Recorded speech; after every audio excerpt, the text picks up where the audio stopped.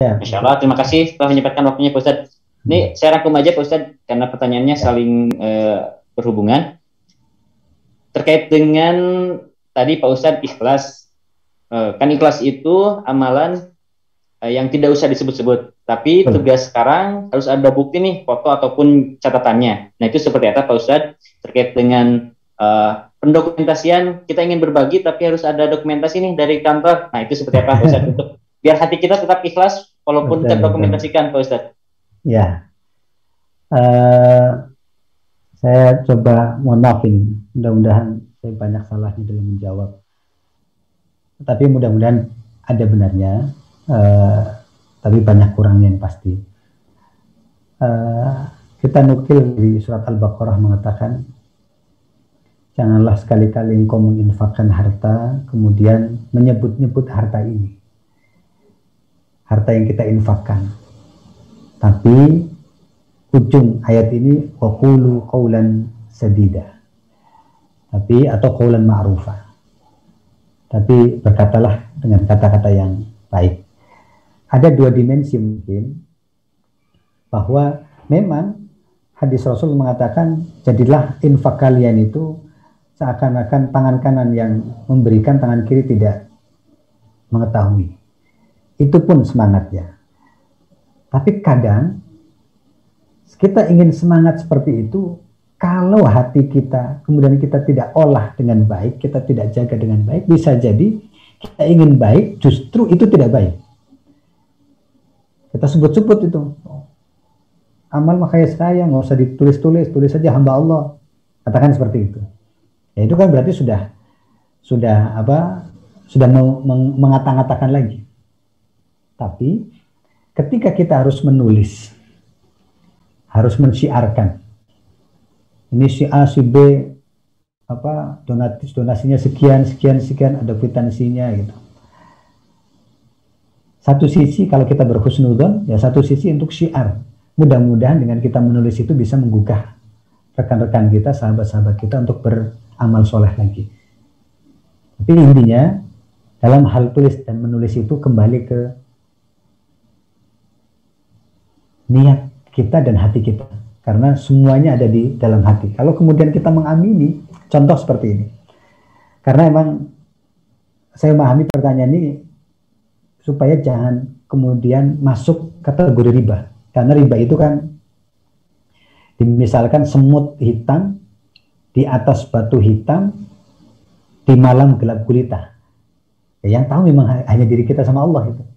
Contoh mungkin gini Kang Fajar, saya ilustrasikan, ada yang satu komunitas di masjid ini menulis tulisan infak hari ini bulan 5.000, bulan lagi 10.000, ada hamba Allah atau tidak disebutkan namanya, tidak ada namanya, 5 juta. Konyong-konyong masyarakat di situ itu, di masjid itu setelah sholat ngomong, wah ini 5 juta siapa ya, Masya Allah itu orang luar biasa, itu pasti itu. Sementara yang berinfak ini, yang 5 juta ini mendengarkan itu.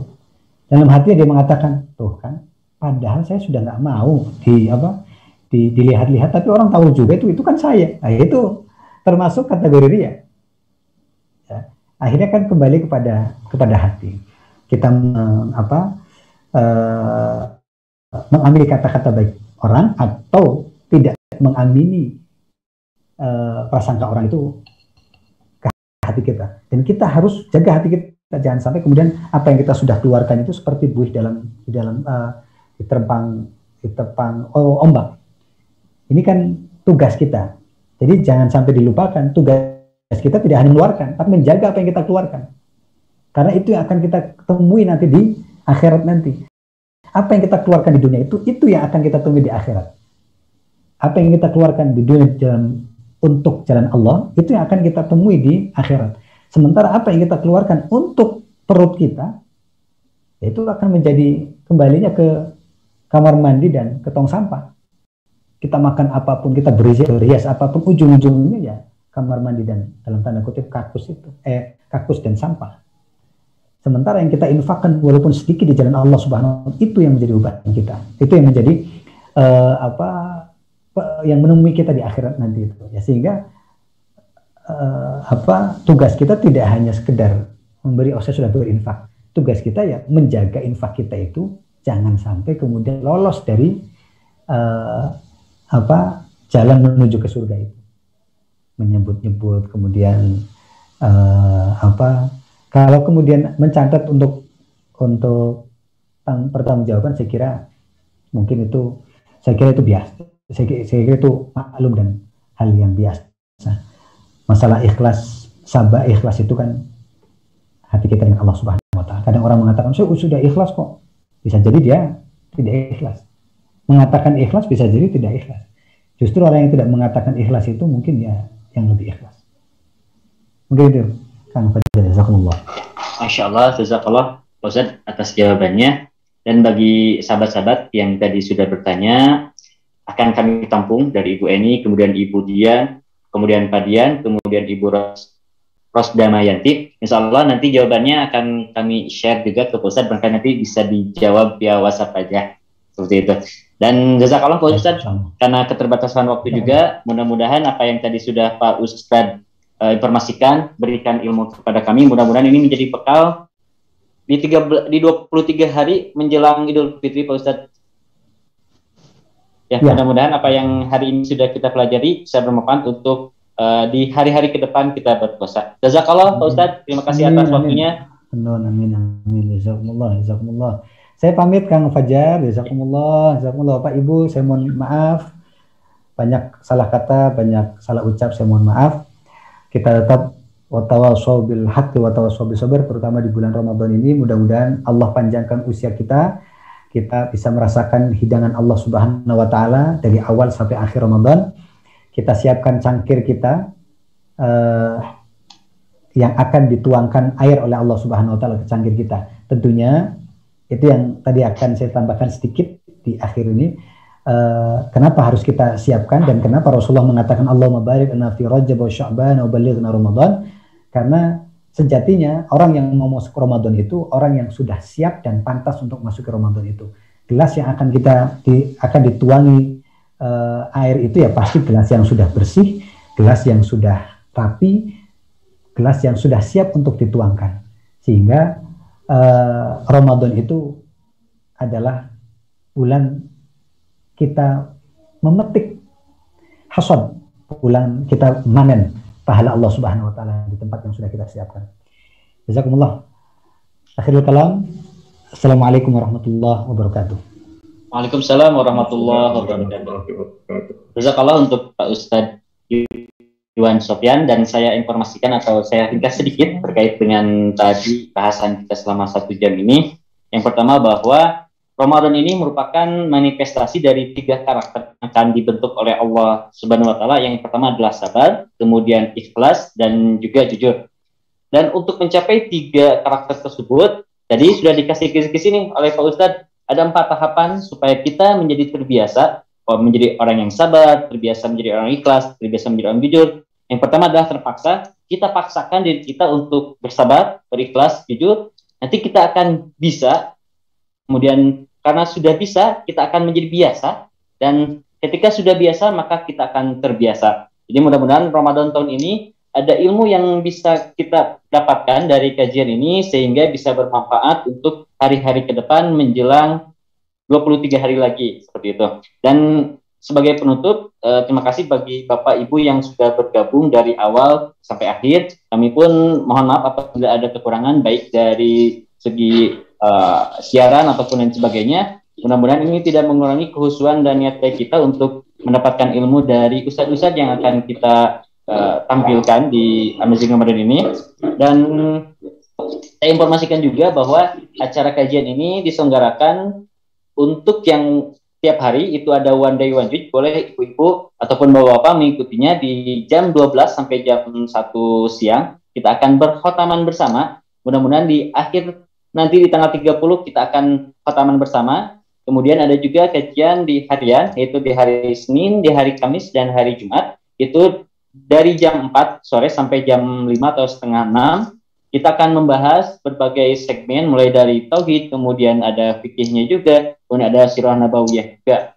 Kemudian kami pun mengundang Ibu dan Bapak untuk hadir pada tanggal 1 Mei 2021, itu di hari Sabtu siang. Kita akan berdiskusi, kemudian kita akan mendapatkan ilmu dari Shirley Anavita. Kemudian di tanggal 7 Mei-nya, atau tepat di tanggal 25 Ramadan, kita akan kedatangan tamu spesial, yaitu Ustadz Rahmat Pikuni, kemudian Teh Meida Safira, kemudian ada juga Bunda Dr. Aisyah Dahlan. Bagi sahabat-sahabat yang sudah mengikuti kajian dari tanggal 1 sampai tanggal 7 sekarang, jazakallah, terima kasih bagi sahabat-sahabat. Jangan lupa untuk di screenshot. Tetap kami informasikan untuk yang akan mendapatkan kesempatan mendapatkan hadiah umroh itu minimal mengikuti 7 kajian. Kemudian jangan lupa di screenshot ya, dan kirim ke admin ataupun ke grup WA yang sudah kita kirimkan. Dan kami juga tidak lupa mengucapkan terima kasih pada sponsor yang ikut meramaikan, ikut memakmurkan Ramadan tahun ini, yaitu yang pertama PT Oria Khazanah Sejahtera, produk Kolago dan produk Madu Nahala Gold. Kemudian ada juga CVRK Advertising, yaitu Bapak Riki. Kemudian ada Saudi Airlines, insya Allah ini akan menemani kita di keberangkatan umroh mudah-mudahan tahun ini. Kemudian ada juga Bank Syariah Indonesia dan BFI Finance.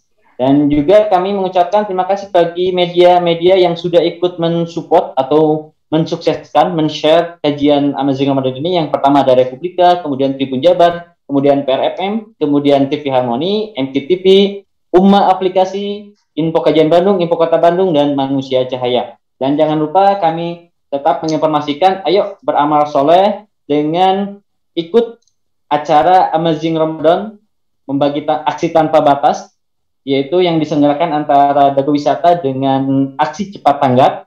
Insya Allah ini akan bermanfaat bagi saudara-saudara kita yang membutuhkan. Mari kita bagikan kebahagiaan kita di bulan Ramadan ini bagi mereka yang saat ini sangat membutuhkan. Insya Allah ada di barcode sebelah kanan Ibu dan Bapak, tinggal di scan saja. Itu bisa melalui aplikasi baik transfer ataupun yang suka belanja di ShopeePay ataupun Oppo ataupun Grab, itu ada seperti itu. Dan saya ucapkan jazakumullah khairan bagi sahabat-sahabat ataupun jemaah yang sudah mengikuti kajian hari ini. Mudah-mudahan apa yang sudah kita timba dari tadi jam 4 sampai jam 5 ini bermanfaat dan bekal bagi Ramadan selanjutnya. Jazakumullah khairan. Saya Fajar Nurdiansyah undur diri. Assalamualaikum warahmatullahi wabarakatuh. Waalaikumsalam warahmatullahi wabarakatuh.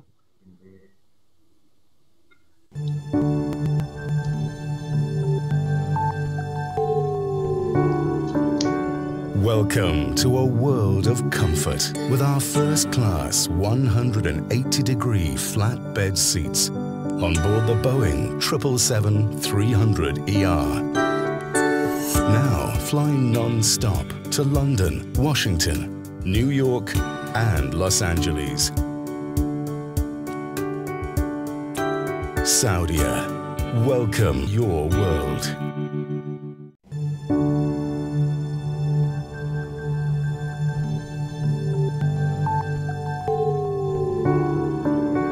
Welcome to a world of comfort with our first-class 180-degree flatbed seats on board the Boeing 777-300ER. Now flying non-stop to London, Washington, New York, and Los Angeles. Saudia, welcome to your world.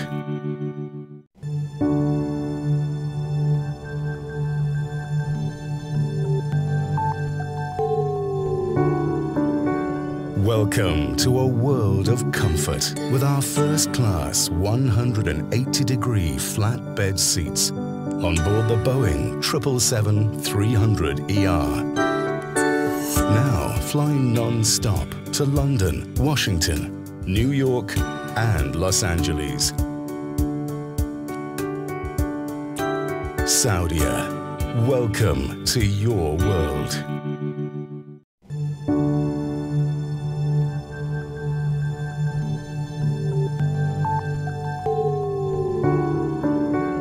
Welcome to a world of comfort with our first-class 180-degree flatbed seats on board the Boeing 777-300ER. Now flying non-stop to London, Washington, New York, and Los Angeles. Saudia. Welcome to your world.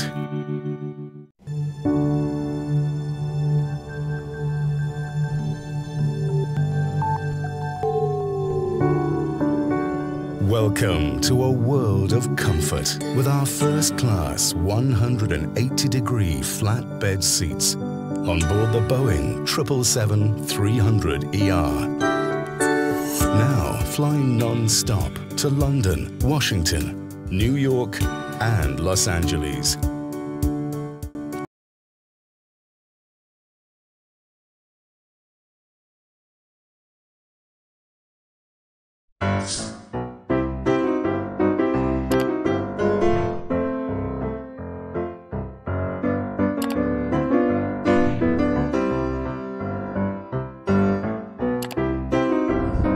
Nahala Goldie, madu gamat berhadiah cerpen.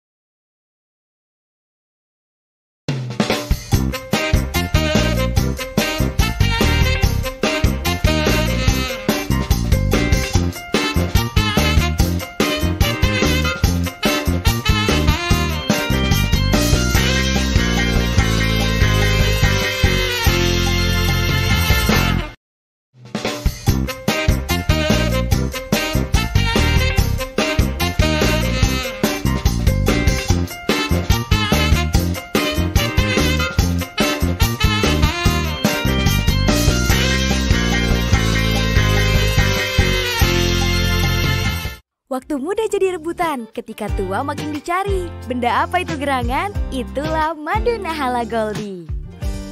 Nahala Goldie memperkenalkan madu hitam pahit Gamat Gold. Madu Nahala Goldie bisa dikonsumsi langsung atau dilarutkan pada air hangat. Dengan kandungan ekstrak gamat emas, sambiloto, habatus sauda, daun insulin, dan propolis trigona. Manfaatnya memelihara kesehatan, meningkatkan imunitas, dan meningkatkan stamina. Di setiap kemasan terdapat cerpen. Kumpulkan semua cerpennya dan dapatkan hadiah di bawah ini. Madu hitam pahit Gamat Gold dari Nahala Goldie.